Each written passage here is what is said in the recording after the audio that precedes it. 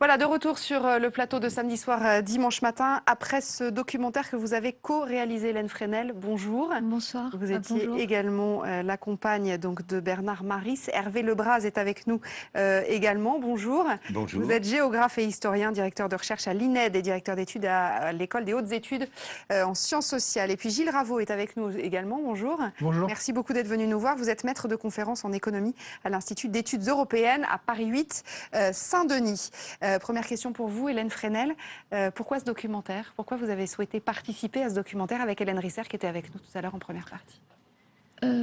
Pour parler de Bernard, pour le rendre et le laisser bien vivant et montrer ce qu'il était. C'était important pour vous Il était suffisamment iconoclaste pour en faire embrosser son portrait, c'est ça? Oui, même 52 minutes, c'est un peu court. Bien sûr, évidemment.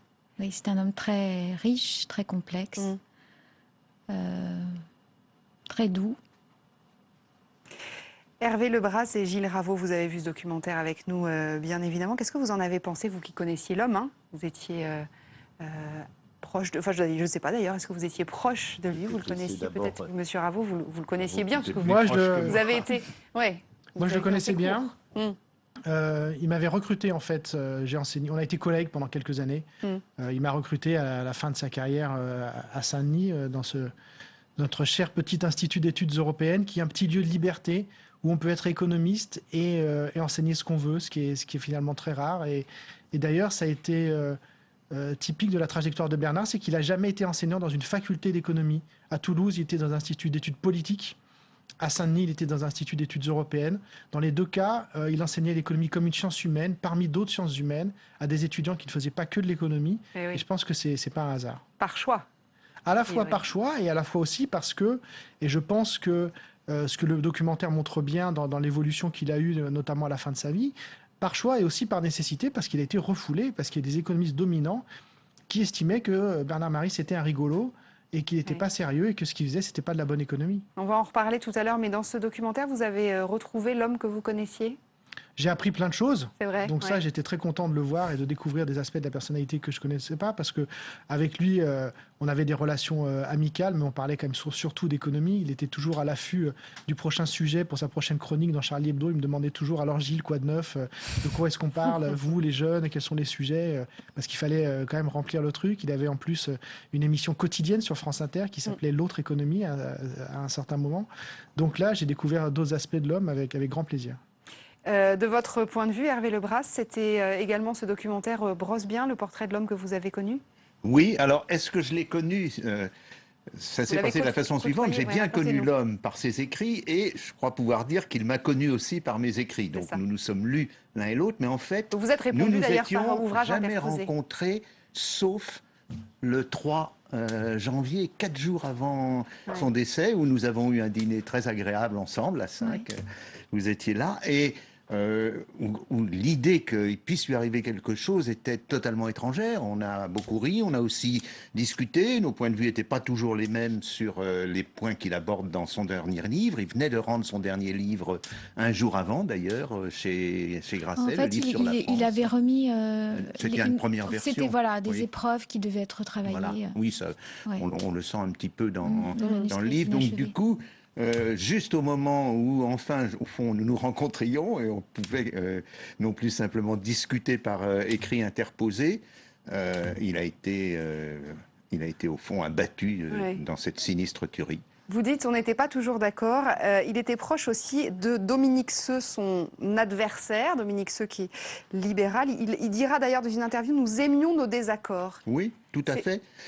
En plus de cela, et c'était très clair dans le documentaire d'hier soir, on pourrait dire il avait une pensée quelquefois oxymorique, si vous voulez. C'est-à-dire qu'il tenait, l'oxymore, c'est une négation à l'intérieur de la même proposition, et il tenait les deux bouts. Il tenait le pour et le contre, et il arrivait, je trouve, à les faire coexister. Et par exemple, sur à la fois sa position aux économistes atterrés et sa position au Conseil de la Banque de France. Et il l'expliquait très bien, il montrait très bien comment, justement, être vivant, être au fond dans le débat, c'est aussi tenir les deux morceaux, et il tenait les deux bouts. Ah oui, c'est ça, parce qu'il a eu un parcours très atypique, on en parle dans le documentaire, avec des engagements politiques, notamment écolos, en 2012, engagé dans des associations. Il a fondé Attac, notamment cette... Il n'a pas fondé il a Attac, il cofondé- était membre du conseil scientifique. Ah oui, c'est ça, pardon. Il était membre du Conseil scientifique. C'est une association qui lutte contre la toute-puissance de la finance. On l'aurait imaginé proche de Mélenchon, en fait, finalement. Il n'aurait pas aimé être homme politique. Non. Je crois pas. Je ne pense pas. C'était pas un homme d'appareil, Ouais. comme le dit Rhys dans le documentaire. C'était un homme d'idées, Bernard. Et en fait, quand il s'est engagé dans la politique, c'était pour mettre en application, voir si ces idées pouvaient être mises en application dans la société. Mais tout ce qui était appareil, vraiment, c'était pas son truc. C'était pas son truc du tout. Alors, Non. il aimait critiquer l'économie, hein, on l'a beaucoup dit. Mais est-ce qu'il aimait l'économie? D'abord, il faut quand même dire une chose, c'est que Bernard a une formation très solide en économie. Oui. On l'oublie un peu. Il est quand même agrégé d'économie, il est professeur d'université, et c'est un petit peu quelque chose que j'aimerais qu'on rappelle, parce que souvent il a été traité par le mépris, de manière un peu désinvolte. C'était un homme qui savait parfaitement de quoi il parlait, qui pouvait d'autant mieux critiquer les théories et les chiffres, qu'il pouvait les manipuler très, très facilement et de manière très habile. Il était très pédagogue, en fait. C'est Oui. peut-être ça qui manque aux économistes d'aujourd'hui, d'ailleurs. C'était un grand pédagogue, oui. En fait, ce qu'il reproche aux économistes, c'est l'entre-soi et c'est surtout de pratiquer un jargon inaccessible, sciemment. Et lui voulait, sciemment, voilà, ouais. lui voulait que le discours économique soit compréhensible par tous. Vous êtes d'accord avec ça, Gilles Raveau?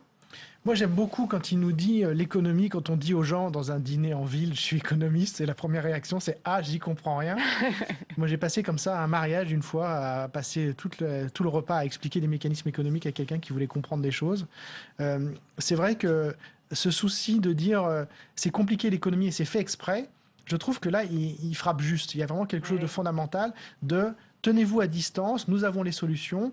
Et donc, il le dit en permanence, voilà, il faut baisser les salaires, il faut être compétitif. Hein, c'est des choses qui n'ont pas changé, que malheureusement, que ce soit sous la gauche ou sous la droite, ça nourrit en plus une désespérance sociale qui est absolument dramatique, qui a des conséquences politiques que nous connaissons tous aujourd'hui. C'est-à-dire qu'à force d'expliquer aux gens que la route économique, c'est la route du malheur et qu'il faut l'accepter, mais évidemment, les gens ne l'acceptent pas et ça peut donner des choses absolument terribles. L'histoire nous l'a montré, surtout en Europe, on est bien placé pour le savoir.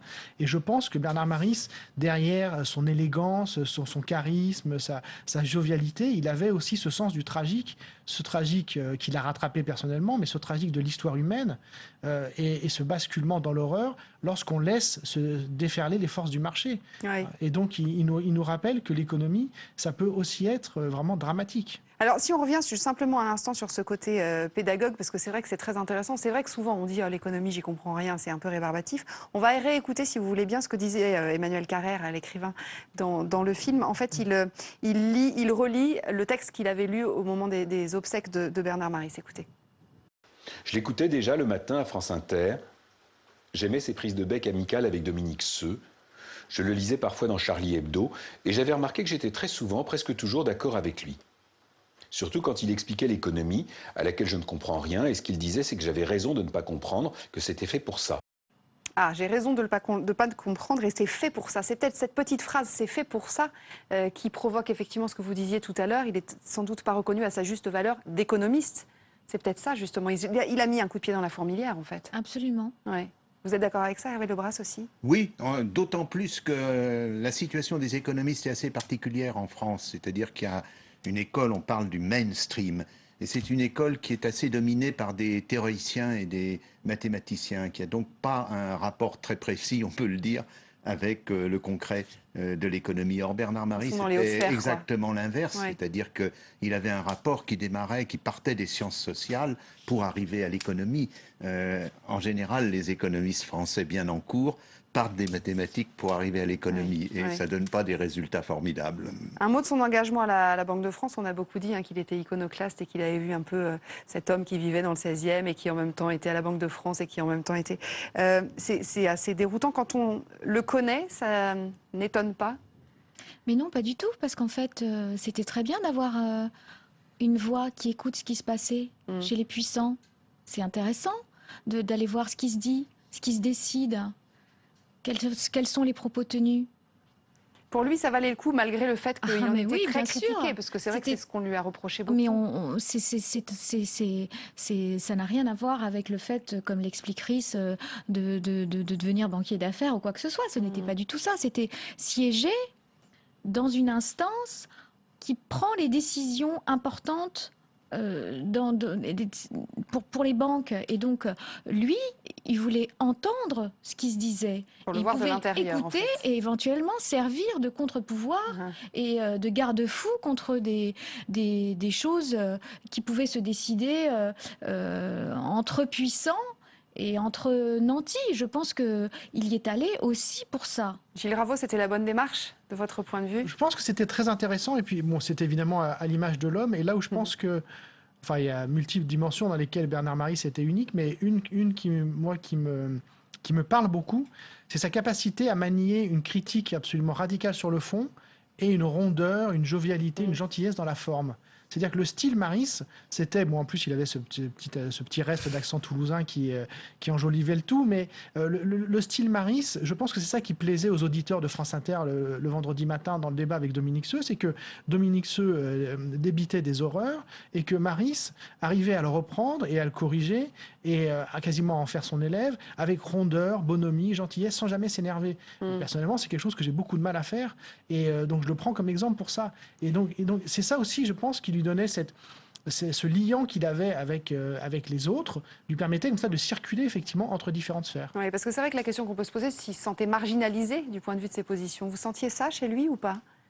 Pas du tout. Non.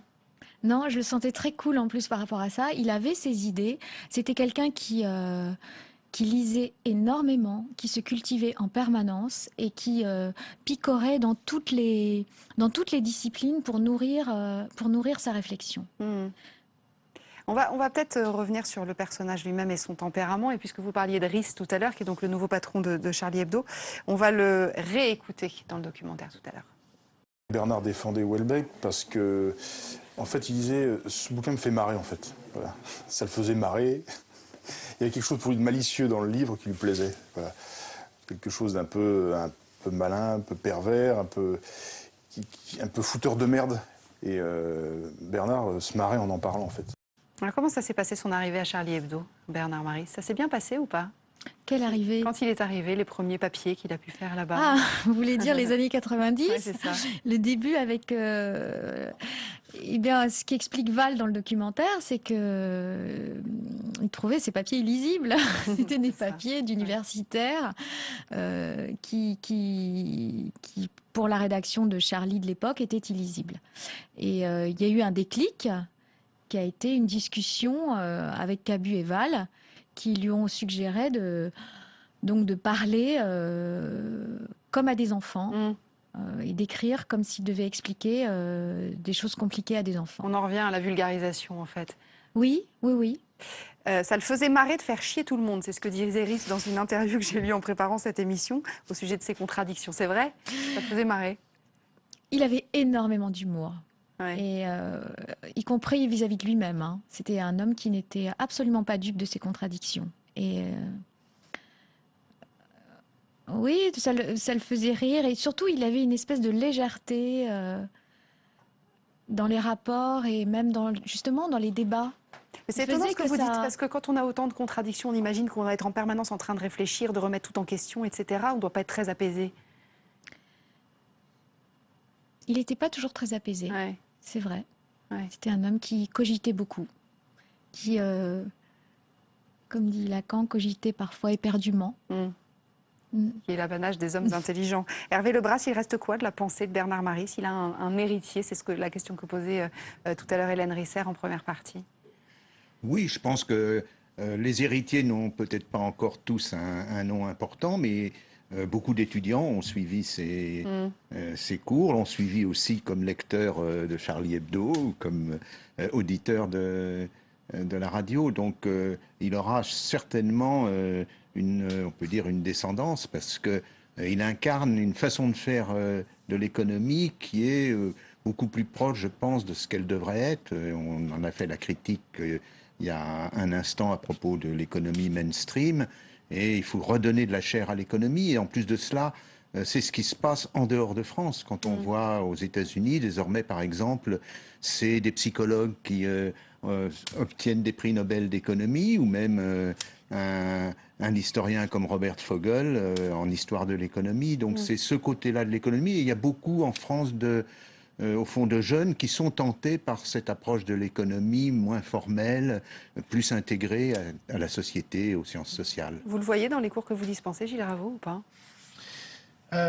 J'avais essayé, après son décès, je m'étais dit, je vais leur donner à lire du Bernard Maris. Mais en fait, j'étais trop ému et j'ai pas réussi. Ouais. Donc, bon, c'est une idée que je garde toujours. Je leur dis qu'il faut lire Bernard. Ces bouquins sont... J'avais pas lu tous ces bouquins. Maintenant, je les ai à peu près tous lus.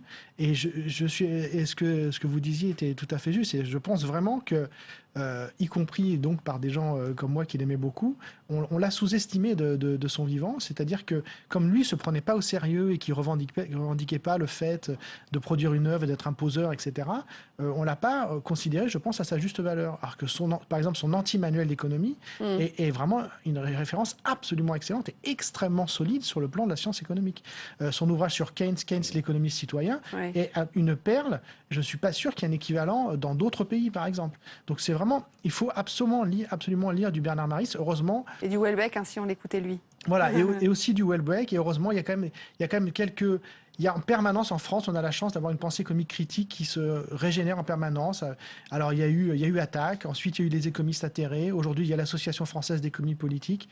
Donc on est un certain nombre d'économistes à faire de l'économie un peu à la manière de Bernard Maris, même s'il faut bien dire que c'est très très difficile.